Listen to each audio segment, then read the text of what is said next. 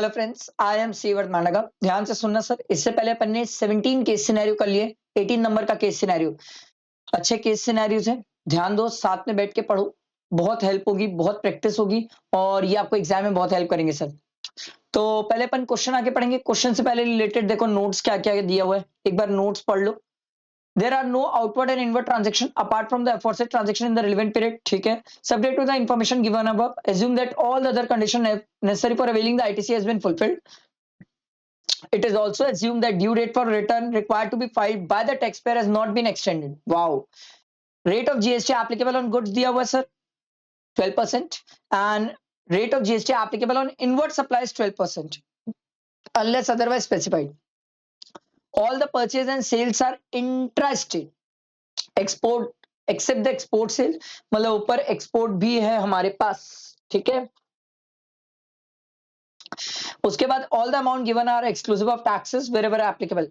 Based on the fact of the case scenario given above, choose the most appropriate answer to question 1 to 4. चलो चार ही question है, देखते हैं sir. Net GST payable in cash after setting of TDS credit if any by Dairia Limited during the month period from April to Feb.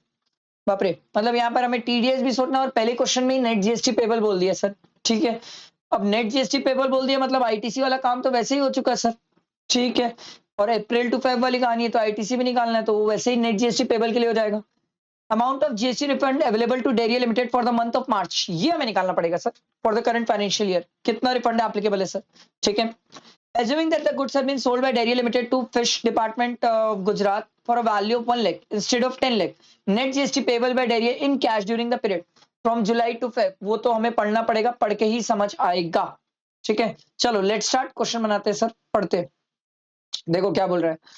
Dairy limited is supplier registered under GST in the Gujarat, ठीक है, registered है, गुजरात का है। Is exclusively engaged in manufacturing textile product. It has opted to pay tax under composition scheme under subsection 1 and 2 of the section 10 of the CGST act 2017, ठीक है। The following information is available to in relation to dairy limited for the current financial year, ठीक है। बंदा composition scheme वाला था, उससे related आपको details दी हुई है। Total turnover during the quarter April to June 1 crore 50 lakh, इसका 1%, क्योंकि हमें तो सर नेट जीएसटी पेबल निकालना है ना, तो एक काम करते हैं ना, पूरा अभी से निकाल लेते हैं। 1 करोड़ 50 लाख, इसका 1% 1,50,000 ये हमें पे करना है सर, ठीक है। इससे तो हम कोई जीएसटी लाइबिलिटी भी एडजस्ट नहीं कर सकते सर, ये कंपोजिशन स्कीम वाला है, याद रखना, ठीक। The option to pay tax under composition scheme lapses from 1 जुलाई, लो भाई, जून तक कंपोजिशन स्कीम चला और उसके बाद फिर कंपोजिशन स्कीम से बाहर आ गया। 1% याद है ना सर, क्योंकि अपन ने 1% मैन्युफैक्चरर है, ध्यान रखना, ठीक है। And it switches to regular scheme as a monthly return filer, तो जुलाई से मंथली रिटर्न फाइलर हो गया, ठीक है।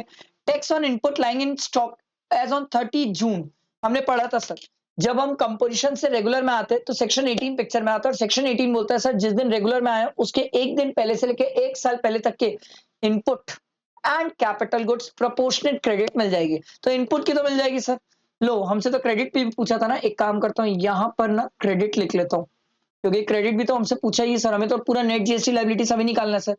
तो 10,000 एसजीएसटी और 10,000 सीजीएसटी, इसने बोला था सर सभी चीजें क्या है इंट्रा, तो 20,000 हो जाएगा, ठीक है। क्रेडिट 20,000 हो गई हमारे पास इनपुट की।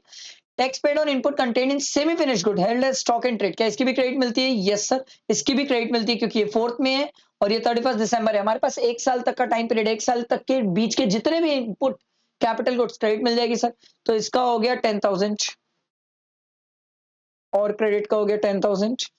इसके बाद देखो, अ machine was purchase on 15 March of the preceding financial year for 10 lakh, ठीक है। एप्लीकेबल रेट जीएसटी का कितना है? 12%, तो 10 लाख इंटू 12%।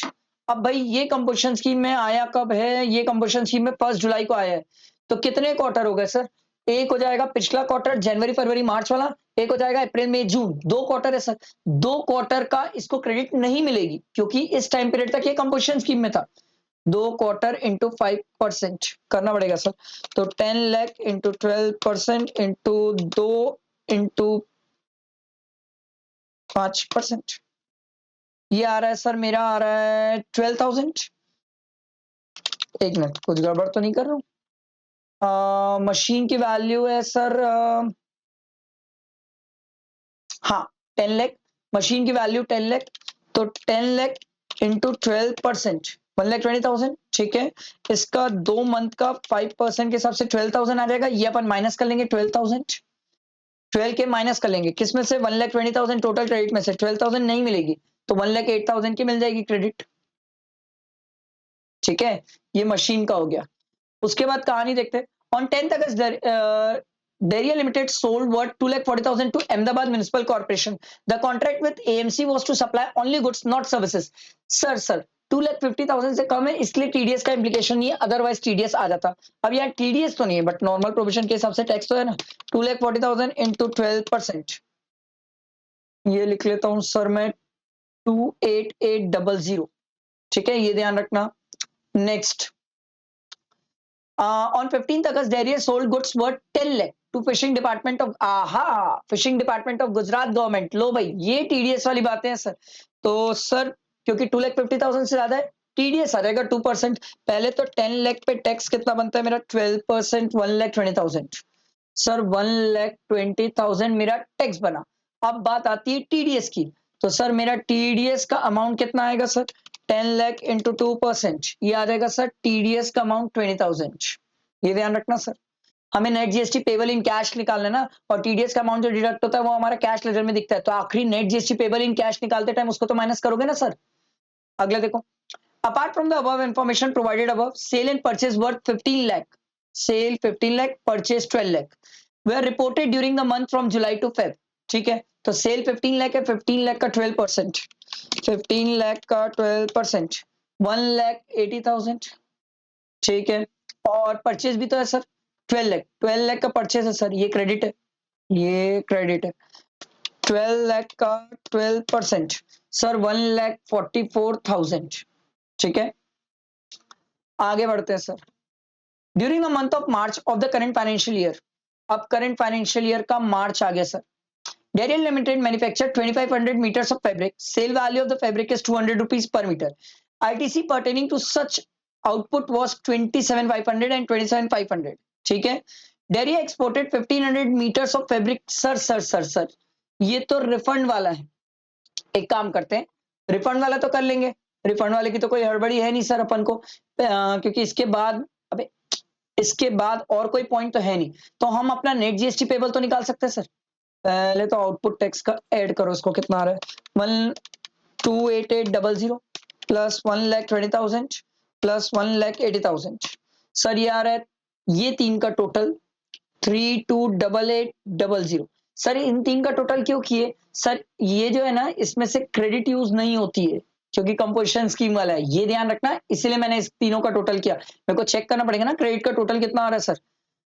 तो क्रेडिट का टोटल देख लेते हैं कितना आ रहा है sir, 20,000 plus 10,000 plus 1,08,000 plus 1,44,000 plus 20,000, sir ये आ रहा है सर 3,02,000। 3,02,000 आ रहा है सर, क्या ये इससे एडजस्ट हो जाएगा, यस ये इससे एडजस्ट हो जाएगा क्योंकि हमें नेट जीएसटी पेबल निकालना है, इसलिए टीडीएस वाला अमाउंट भी माइनस कर लिया, -328800। ये आ रहा है सर 26,800 प्लस 1,50,000 जो कंपोजिशन स्कीम वाला है, ये आ रहा है सर 176800। हमसे तो नेट जीएसटी पेबल ही पूछा था पहला क्वेश्चन, तो पहला तो हमारा निकल गया सर, आ गया अबे हाँ 176800, क्लियर हुआ। अब हमसे आईटीसी का भी टोटल पूछा है सर, तो आईटीसी का टोटल यही तो है सर, इसमें एक काम करो, ये जो टीडीएस वाला ये हटा दो, तो आईटीसी का टोटल आ जाएगा 3,02,000 माइनस 20,000, ये आ रहा है सर 2,882, कहाँ गया रे, ये रहा सर 2,82,000 आ गया सर, क्योंकि हमने टीडीएस वाला हटा दिया, जो टीडीएस वाला अमाउंट है वो तो कैश लेजर में रिफ्लेक्ट करता है, नेट जीएसटी पेबल निकालना था इसलिए माइनस किया था, ये ध्यान रखना। अगला है रिफंड वाली कहानी। सर ये रिफंड वाली कहानी तो निकालना पड़ेगा सर, रिफंड तो निकालना पड़ेगा, रिफंड के लिए मेहनत करना पड़ेगा। देखो क्या बोल रहा है ये, ठीक है। Deria exported 1,500 metre of fabric under bond and sold the balance 1,000 metre of fabric in Gujarat India.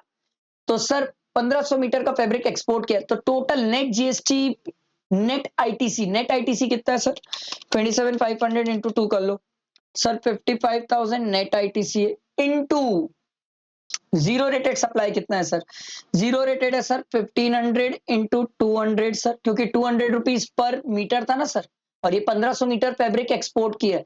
उसके बाद sir next divided by adjusted total turnover. Adjusted में आएगा सर, देखो एक तो ये 1000 और ये 1500, 2500 इंटू 200, तो ये कितना आ जाएगा सर? करना पड़ेगा, ये ऊपर आ जाएगा 1500 इंटू 200, ये आ रहा है 3 लाख रुपीज, और 2500 इंटू 200 ये आ रहा है 5 लाख रुपीज। तो 55,000 इंटू 2 इंटू 3 3 डिवाइड बाय 5, ये आ रहा है सर 33,000। ठीक है, ये आपका क्रेडिट रिफंड बना।